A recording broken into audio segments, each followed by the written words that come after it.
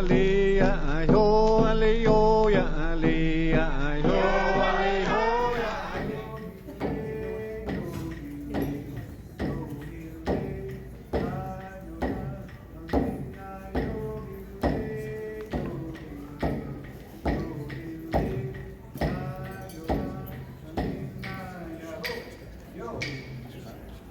how they go?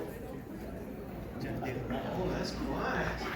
We have a lot of quiet Choctaws in here. How they go? Sure. Wow, that is good. That sounds more like us Choctaws. Well, good evening, everyone, and welcome to our community event today. We're so glad you're able to come out and join us. We have a great evening and meeting planned for all of you. We've brought a lot of our employees back here with our resources to talk about their programs. I know we have some cultural demonstrations and heritage lessons, and we also have a very good presentation by Chief a little bit later. But right now, I'd like to start our meeting with a prayer by Mr. Brad Joe. Well, Halito, it is great to be here in Houston, and what Jack didn't say, said I've been working with the tribe for 36 years. I started when I was 2 years old, though. So I wished. I'm 56 years of age, but thank you so much for coming out and spending your afternoon with us. And I know we had a little bit of confusion, but thank you for making the transition here. And but the main reason why we come out and do this is because we want to assure you that you are part of the Choctaw family. You are important to us. You're a part of the tribe. You're just as important, and I want to make sure that you all understand, it doesn't matter how much Choctaw you are. If you're this much, I hope that you're extremely proud to be Choctaw. And so one of the things, I always think about is it's been, I don't know how many years since we've been down here. I know it was prior to COVID. But one thing that to me that's really important is that COVID was really nothing new to us. What I mean by that is we came across the Trail of Tears. We dealt with a lot of adversity. We've dealt with a lot of adversity in our lives. And I always say we're Tushka. We're a warrior. We're strong. And we're 220,000 tribal members strong today. So if you would, give yourselves a big round of applause for making the Choctaw Nation the third largest tribe in the United States. And the part that I love about our people is that, when things, I call them disruptors, like COVID or things like that happen, one of the things that's important is that we unify, we get creative, we start finding new ways to deliver services and things like that. And that's what we had to do when COVID hit us. I don't know if you all realize, back in 2020, we closed for 3 months, meaning the businesses and everything else, but we kept our services going. But do you know how much that cost the tribe when we decided to close? Cost $165 million to close. And so, but it was important for us. We lost a lot of our elders during that time, which means we lost a lot of our language, our culture, and our history. And so to me, I did not want to put people in harm's way. I did not want that 220,000 to come down to be less than that. And one of the things I love about this staff is during that time, we received those ARPA dollars. How many of you, if you are 55 and up, received the food card or $1,000? Please raise your hand. I hope that it was a little bit of help to you. And because I don't know about you all, but when I go to the store, the bologna is not the same price it used to be. And so it's a little bit higher, or chicken's a little bit higher than what it used to be. And those for between 18 and 55, we also sent out $1,000. Those below 17, we were able to send out $700. And again, that's just our way that our tribal employees sent out over $400 million to our tribal members. And some were coming into work. We had to learn to work from home. How many of you do Zoom calls and WebEx and all those things now? It's just the way it is now, isn't it? And so work from home for us is just a way that we want to continue to deliver services. I know sometimes in our area, we have, like today, we had a tornado. We had to, not while we were there, but it happened about 4:15, a tornado warning, I should say, not a tornado. But all of our employees had to go down to the basements and be evacuated, and thank God it never touched down, so we never had any problems, but we're used to that. We're used to those types of weather. I keep saying in Oklahoma and Texas almost anymore, we have tornadoes, earthquakes. I just expect locusts to start plaguing us at some point in time. But no, but my thing is, I'm just super proud of these employees and our assistant chief here, Mr. Jack Austin, for what they do, for taking the time to come down here and spend with you, spend time away from their family and the sacrifice. And do you all mind giving our assistant chief and our employees a big round of applause for what they do? But what I'm going to try to do just real quickly, and so I know sometimes I get to talking too fast, and believe it or not, being from the South, but I'm going to try to highlight a little bit of our culture and our history, because I think it's important everybody knows where we come from and the blood that runs through our veins. And then I'm going to tell you a little bit about what services are available where we are today, and then what we look towards the future. So I'll start off with our history and culture. And 1820 was the Treaty of Doak Stand. So if you can imagine, that was prior to removal. We did get removed from Mississippi, modern day Mississippi, to Oklahoma or Indian Territory at that time until 1830. But in 1820, that's when we surrendered 1/2 of our land over to the federal government. And then in 1826, believe it or not, we had our first draft of our Constitution. And so we have been governing ourselves for a long period of time. We are a nation. We are a government. In 1834, we actually signed our first Choctaw Constitution. At that time, we were in Indian Territory. We signed it at Nanawaya, which is just close to the Capitol grounds. How many of you have come up for Labor Day for our Capitol grounds? There's a road that says Nanawaya, and there's a lake called Nanawaya. And so, but that's where we signed our first Constitution. And then in 1918, something that I always say I'm extremely proud of is our Choctaw Code Talkers. How many of you have heard that story? You know, it's been where our code talkers, where we were not even considered citizens of the United States, used our language to help end World War I, I'm sorry, because we were the first code talkers. And, you know, I don't know if you would see that in this day and age. And I think that's such a giving heart for that to happen. And, you know, I think about also when we came across the Trail of Tears, we lost 1/3 of our people. And when we did, guess what? There was a soldier that was pushing us, told us about the people starving over in Ireland. And at that time, we didn't have casinos. We didn't have businesses. They pulled money out of their own pocket to send to the people over in Ireland that were starving. And we were actually recognized in 2018. They call it the Kindred Spirit Sculpture. And the people of Ireland are just beautiful people. I don't know that I really understood what it was to be Choctaw. I've always been Choctaw. But to go over there and somebody say, just thank you so much for helping save our country. They said it wasn't the amount of money that you sent, it was the spirit of hope. And that spirit of hope is what kept us going. And so again, I just hope that you're extremely proud of our code talkers and our people that came across the Trail of Tears. Because again, I just think about if I took out 1/3 of this group here, I bet people wouldn't be too happy about that in this day and age. And I don't know that everybody would say, oh, well, let's gather money and let's send it to somebody that's less fortunate than us. That's the type of heart that we have, though. And then, of course, in 1975 was the Indian Self-Determination Act. And so what that did is that started allowing us to self-determine, helped us to regain our government. And then in 1979, we had our Constitution. We reworked our Constitution in 1983. We ratified it in 1983. It's actually, I appoint the assistant chief. The assistant chief is confirmed by our council. So it makes the executive branch and the legislative branch, the legislators, work together for the betterment of the people. I was telling somebody earlier too, one thing that we're fortunate, and I'm not trying to get political here, but we do not have Republican or Democrat in the Choctaw Nation. We just have people that want to help our Choctaw people. And when an issue comes up, you don't have to worry about, am I choosing this side or that side? We just say, is it good for the people? If it is, we pass the bill and we get it done. I can call a special session within 24 hours. We can meet, our council can meet, and we can get things done. And so I'm just so thankful for the unity that we have and the efficiency that we have within the Choctaw Nation. But and then just not too long ago, how many of you have heard about the McGirt ruling?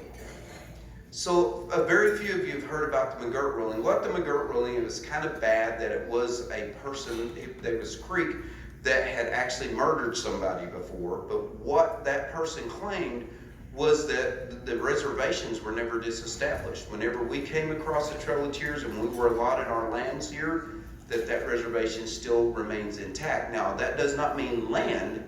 It means that we have jurisdiction over our people. So the state of Texas owns every piece of land in Texas? They do not, but they have jurisdiction. You have to follow their laws and so on.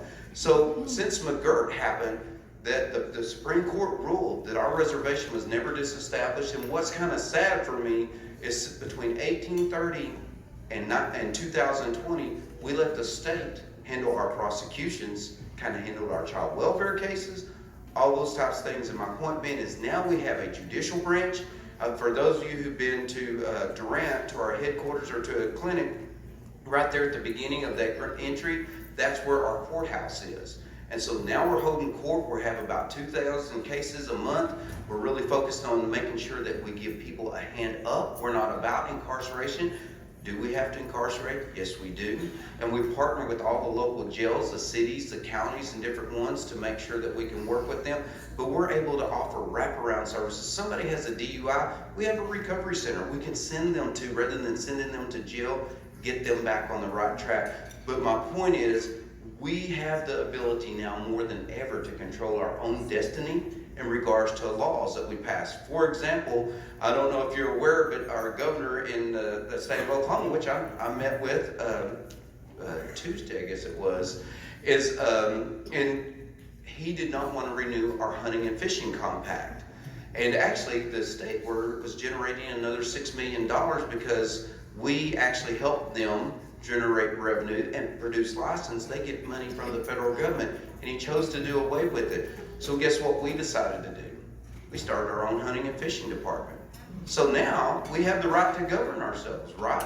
Our reservation was never disestablished. So now we are doing our own hunting and fishing. We establish our own laws, and we're going to continue doing those types of things, laws that affect us in a very positive way. And so we're going to continue that. And so my point again is that our judicial branch is becoming more important to us on how they help our people, and it's still pulling the executive branch, us, and the legislative body and the judicial body all together for what's better for our people. So just be on the lookout as we continue to find ways that we can exercise it. But you know what? It's really been a difficult time, though, too. I would say not difficult for us. It's been difficult for people to understand that we are a nation within a state, within the federal government, and how do their laws, that we have our own laws, and then how does the state have their own laws? I told them they've been doing it for years. Don't you have city laws, county laws, state laws, federal laws? So it's just a matter of us trying to come together and work together to see how we can make everybody understand that, and it's all about public safety. So anyway, I just wanted to tell you that that's really important to us, and it was a huge win for the 5 tribal nations on the eastern side of Oklahoma. Also, in talking about culture, I talked to quite a few people. How many of you have been to the Cultural Center? I know I talked to a few people that said, that's awesome. Thank you so much, Choctaw, for coming up to our Cultural Center. But I hope you enjoyed it. I hope it made you proud to be Choctaw, because our goal with that is that in the past, every time there's been something that's happened, or there's been a book or anything, it's been by somebody else. It's not been from our perspective. And so this is the first time that we get to tell how the treaties impacted us from our perspective, what the laws, what the federal government, when we came across the Trail of Tears, what it did to us. And so I hope that you've enjoyed it. I said that we always want to touch all 5 senses, meaning eyesight, hearing, and all those types of things. And because I always say the taste, man, their food is wonderful up there. If you haven't eaten there, it's really good. But if you don't mind, we'd love to invite you to come up, but also we want to invite you up to our Easter celebration. We do that every year. It's April 8th. And so we always have believe it or not, we have a big Easter egg hunt, and the world's worst contestants are our elders. Well, they get serious about going after that prize money. They start trying to knock each other down and everything else, but it's great to see them become kids for a day and just have that jovial spirit. So we do that. We'll have our Trail of Tears walk May 20th. So we'd love for you to come up and participate in that.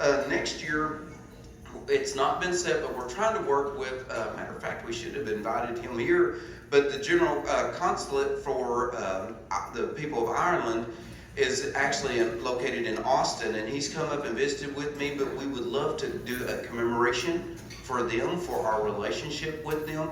I want to enter into an agreement with them because I think it's important to solidify our nation-to-nation relationship. And so my point being is we would hope that they could come to Choctaw in 2024, where we could highlight our culture, our history, our dances, our language, just like we did when we went over there, and to listen to them. And I don't know how many of you, to listen to their bagpipes and things like that is just beautiful. And then I remember Karen Crosby, our princess at the time, she broke out into a Choctaw hymn, and it was just, you just can't experience that anywhere. So hopefully we can make that happen next year at our Trail of Tears walk. And then also our Labor Day Festival is September 2nd through the 4th. And so we would love for you to come up and be a part of that as well. And so currently, I always like to talk about where we're at. And so I show this little chart here because I want everybody to know where your money comes from and where it goes. 46% of our revenue comes from our businesses, 38% from federal and state grants, 11% from Medicare and third-party insurance, 2% from general governmental revenue, which what that really means is there's like an indirect cost or an overhead cost that the government pays us, and there's 3% for housing. And so that's how our revenue is broke down. And of course, I know a lot of times people ask us, why are you investing in those casinos and different businesses? We have over 100 different businesses now. And one is so that we don't charge taxes to anybody. So we're a government that does not tax our people, but also we're trying to make sure that we can remain on our own 2 feet. I do not like the idea of being dependent on the federal government. I can remember when I started in 1987, we had 110 employees. Today we have over 12,000 employees.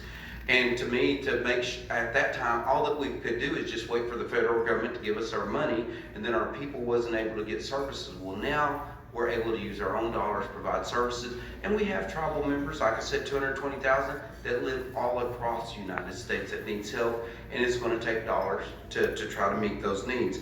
And so the expense side of it, though, if you can see there, 74% of our money goes to direct member services.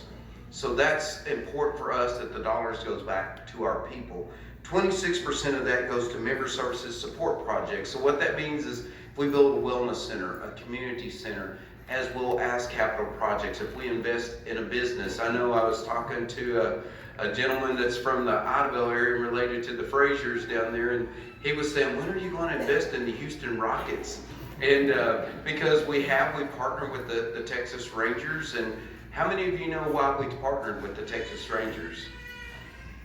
Because one of these days, Texas might get gaming, you think? You know, and if Texas does get gaming, guess who we want to be a partner with? It's us. We know how to operate, we know how to manage, we know how to do all those things. We would be a great partner for the people of Texas, whether it's Mark Cuban or whether it's Tillman Fertitta or whoever it may be. We want to be a part of that. And so that's the reason why we do a lot of those agreements and things like that, so that we can show that we are partners. Matter of fact, I don't know if y'all knew this, we have 1,800 employees in the state of Texas. We spent about $10 million in scholarship funds to the different colleges in the state of Texas. And so we're very proud to be a local partner, if you will, in the state of Texas. But that's where our services go to. And we want to make sure, like I said, that we've got to continue this commitment to our people of how do we get these dollars out. We've done it through, there's 33 different programs that's available to you as tribal members outside of the reservation. And so some of those are like, and I'm just going to use some examples, like higher education. There's a technology allowance of $500. There's a clothing allowance of $300. There's graduation stolen cords. Career development for those people that want to go through to get like their truck driver's license, CDL. They want to get their HVAC, plumbing. We pay for those types of services so that people can get back on their feet. Of course, we do scholarships, as most people are familiar with. And then if you're in high school, we help you to do caps and gowns. We want to make sure, and the stole and the cords, because we want to make sure that you're proud to be Choctaw. When you walk across stage, you can know that you're a part of the Choctaw Nation. Of course, we do ACT, SAT tests for free to people that want to go through that. We also do the STAR program. How many of you participate in the STAR program? Very few hands. The STAR program, what that is for our students that are attending from grade school up, is if they have straight A's, A's and B's, or perfect attendance, they get a gift card. And the reason why we want to give that gift card to them, because we want to incentivize them to constantly stay in school, to get their education, and do good. And so, if you are not familiar with that, our education department is here tonight. I'm trying to look around the room to see, directly behind me here. So get with them if you want to know more about the STAR program. And of course, the STAR stands for Success Through Academic Recognition, is what the STAR program stands for.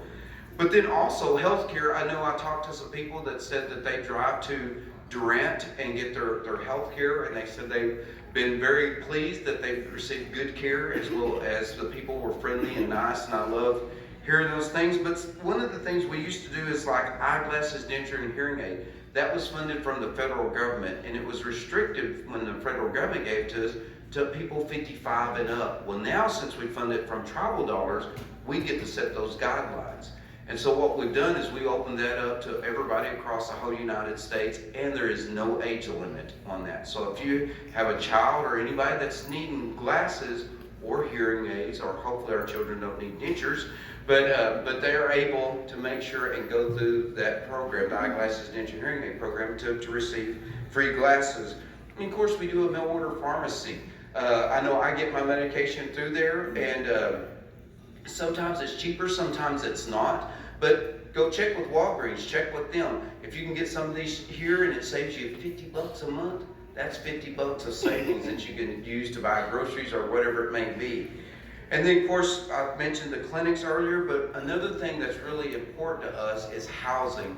And so a lot of times we build older houses, we build what we call affordable rental, and we also build LEAP homes, lease to purchase homes for some of our tribal members. But we weren't able to do that across all 50 states, but what we did is we started our financing program. And so what that means is if you need help in becoming a homeowner, a lot of times we help with closing costs, down payment assistance. It's been proven that that's one of the biggest barriers for people owning their own home, because how much is rent here in the Houston area? Like $500 a month or something? Seriously, what is the rent here? 12 to 1400. And so my point being, a lot of times people are paying so much for rent that they could almost become homeowners. If we can just help them with their down payment, closing costs to get there, then they can become a homeowner, and that just gives them a step up, helps them create pride, and all those things that we love to see in our tribal members. And then one of the things I'd like to just talk to you about, it's near and dear to my heart. My wife and I, Angie, we adopted both of our children. Stacy is 40, David is 30. I have two grandkids, believe it or not. One's 20 and one's 17. I always have to tell this story because Stacy, we adopted her, we were 26 and she was 9, so she turned us grandparents when we were 37. But my point being is we need foster parents. Like it or not, we still have people that's really struggling. They're struggling with emotional issues, they're dealing with drug abuse, they're dealing with domestic violence. You know, all those things a lot of times that plagues our families. And so I would just encourage you, we need Choctaws to take care of Choctaws. And so we would love for you to be a foster parent. If you could go to choctawnation.com/foster care, or of course you see the other emails there, but the choctawnation.com/foster care is the main one, or call our toll-free number and just ask for Indian Child Welfare or foster care, and we would love for you to become a foster parent. I had mentioned earlier about one of the things that we believe in trying to do is to help people be successful and to give that step up. One of the best ways of doing that is jobs. We have currently 12,004 jobs, and if you can see on the next page, is that we have all types of opportunities. Like I was saying earlier, we do work from home. We have 1,800 employees here in Texas. We have employees in Portland, Oregon. We have people all over. Now that's not for every job, because some of those jobs have to be on site. But a lot of times if you're at IT, HR, finance, all of those can be done just about anywhere anymore. But we would love for you to come back and work for the Choctaw Nation. I think last time I checked, we had about 600 positions open. And so make sure and go to ChoctawCareers.com. If you want a job, we would love for you to come back to the Choctaw Nation Reservation and work for our people. And then the last thing I just kind of want to cover is, where are we going? There's 5 areas that myself, Assist Chief, our leadership, and our legislators are really focused on. And of course, the number one is always support service delivery to improve the quality of life for you, our tribal members. So we're always looking at ways of how we can help you. I know a lady talked to me earlier that said that she has royalties, and she would love to donate those to the tribe. That it's such a small amount now that it's been since, I guess, statehood, that those royalties probably have been paid. And so if we can do things like that, if we can offer other opportunities to our tribal members through that, or through life insurance, or through other things, we want to make sure and try to offer those to you. But also, one thing that's going to take us to get there, though, is to strengthen the financial growth and sustainability of the Choctaw Nation. And so that's when you hear that, even though I talked about those 100 different programs, our businesses, what I break that down by, we have we have a travel plaza, for example. We have a small casino next to it, but there's about 19 of those located throughout. And then we have our big flagship, like you see in Durant, but we have that, we have ranching, we have all those things, but it's still going to be important for us to diversify. I don't know how many of you are aware, but we've set a goal now of establishing a sustainability fund. And what that means is it's an endowment model. Harvard has established an endowment model, and what that means is if we can ever put enough money back, we will never have to worry about gaming. We will never have to worry about what the environment does to us. We'll remain strong, we'll remain viable, we'll be able to provide services. We believe we can achieve that by 2030 and still continue doing the services and still continuing to grow. So that's our path for achieving financial economic sustainability. And of course, you heard me talk about protect and promote our Choctaw culture and our sovereignty, because to me they go hand in hand. It's who we are as people is what gives us our sovereignty. And when I say sovereignty, like I said, we're going to establish our own laws. We're going to continue doing everything that we can to make sure that we grow our nation, that we reclaim as much land as possible. So again, that we can continue to grow our nation. And I believe a lot of those things we should have already had all these years already. When I say land, water, all those things. So we're going to continue fighting for those. And one of the things that I highlighted was the jobs, but we want to become the employer of choice. I don't know what happened. I know we lost a lot of people. We lost about 2 million people United States wide during COVID. But right now, to recruit and retain people is extremely difficult. I know I always say our base pay is about $15 an hour. And we had to grow that because we were trying to recruit and retain. Everybody else is trying to recruit and retain. But the most important part is our culture. And when I say our culture, we try to bring our traditional culture to our modern day business culture so that we can make sure and provide a good place for people to work that has good bosses, that have a good safe environment. That's what we want to have, that's supported and they're able to grow within the Choctaw Nation. And then the last thing is to achieve digital transformation.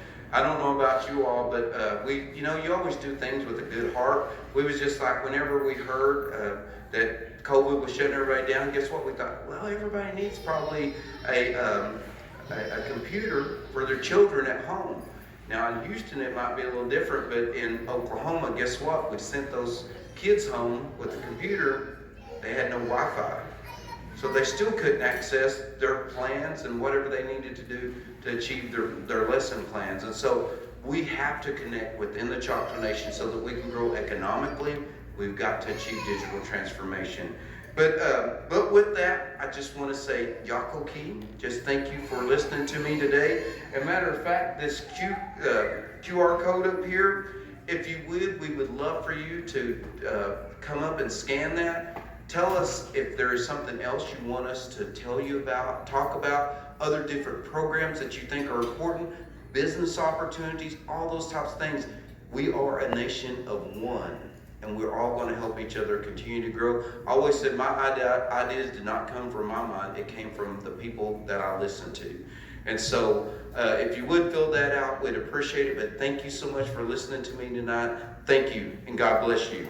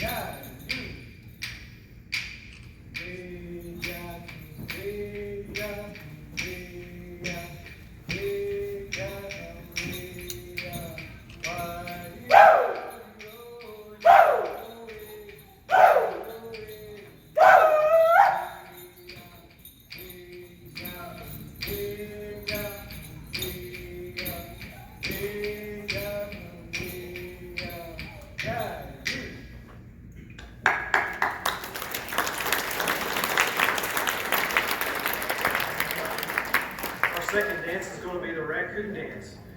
It originated because of the respect the Choctaws had for raccoons, which can fight fiercely when cornered but became very playful animals. And if you'll watch closely, you'll see the chase part, which is an imitation of young raccoons at play in a cornfield.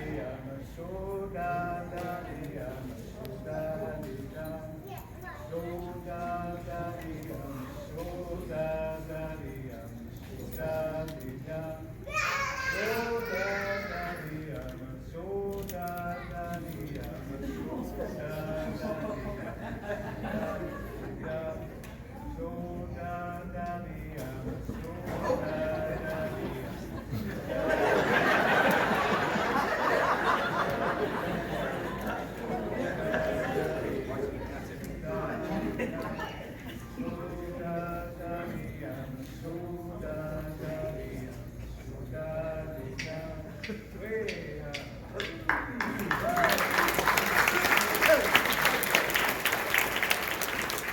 tell these dances are a lot of fun, and this next one is no different. This is the Stealing Partners dance. It's a favorite for crowds, as Choctaws use this dance as a fun and safe way to introduce young people to one another.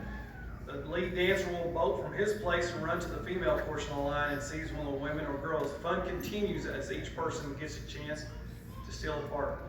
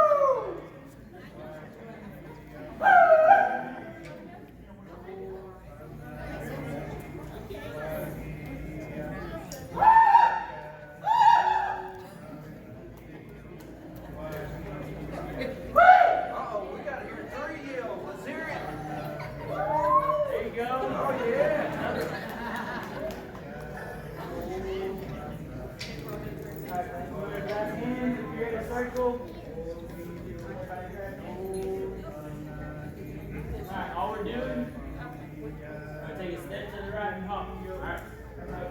Step to the right, hop. Just like that. Alright. Alright, stay back to left, hop.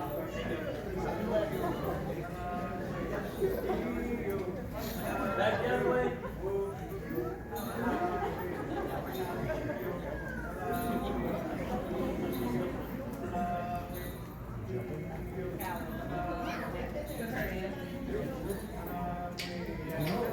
Alright, good job. We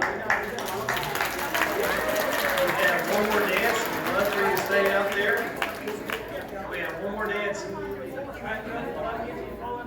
If anybody else wants to join in this last dance, please come on out. This is going to be the snake dance. Yep, come on out.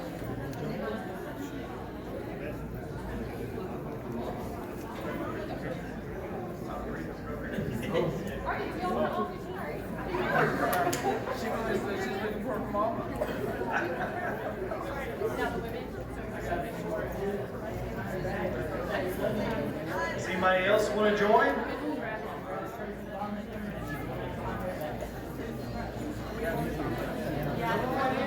Yeah. Just follow the leader. Very simple dance. Come on in. You got more?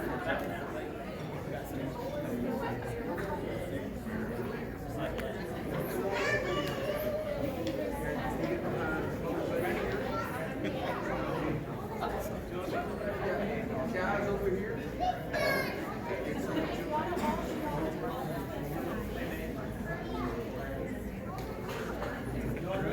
Do we have everybody? So again, this is going to be the snake dance. This was in honor of the rattlesnake dances. Choctaws respected the rattlesnake. This is a favorite of children and adults alike. One of the ways some of the groups like to end the dance is by pulling around the chanter until the chanter is no longer able to beat the drum or move. Remember, Brad Joe is our chanter. Be watching for this. You'll see this. That maneuver is called the snake eating a rabbit.